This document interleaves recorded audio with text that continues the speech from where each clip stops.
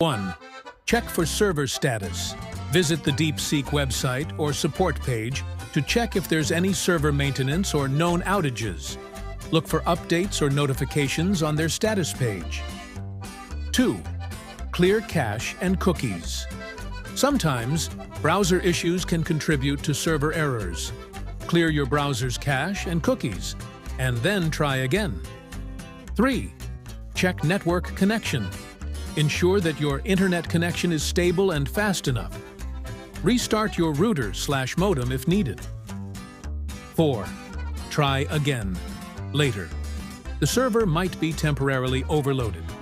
Waiting for a few minutes or an hour might solve the issue. 5. Use another device or browser. Try accessing the site from a different browser or device to rule out any browser-specific issues. Ensure your browser is up to date. 6. Contact support.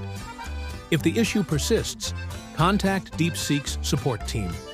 Provide them with details like the exact time you encountered the issue, your location, if relevant, the steps you've already taken to troubleshoot. They may be able to resolve it on their end or provide a specific solution. Let me know if you need more specific steps.